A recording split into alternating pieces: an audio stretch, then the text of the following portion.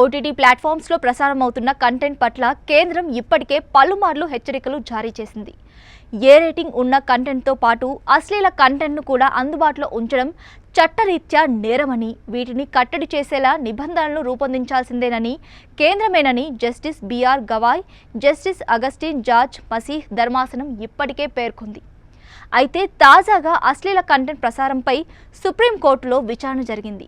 OTT సంస్థలకే కాకుండా పలు సామాజిక మాధ్యమాల హ్యాండిళ్లకు సర్వోన్నత న్యాయస్థానం నోటీసులు జారీ చేసింది. Amazon Prime, Netflix, Hulu, Alt డి ఓటీటీతో పాటు ఎక్స్, ఫేస్బుక్, ఇన్స్టాగ్రామ్, యూట్యూబ్లకు సుప్రీంకోర్టు నోటీసులు ఇచ్చింది. సామాజిక మాధ్యమాల్లో అశ్లీల కంటెంట్ను అడ్డుకోవాలని గతంలో బిల్ దాఖలైన విషయం తెలిసిందే. ఈ అంశంపై తాజాగా న్యాయస్థానంలో విచారణ జరిగింది. వాదనల అనంతరం అశ్లీల కంటెంట్పై కేంద్రం చర్యలు తీసుకోవాలని సుప్రీంకోర్టు ఆదేశించింది.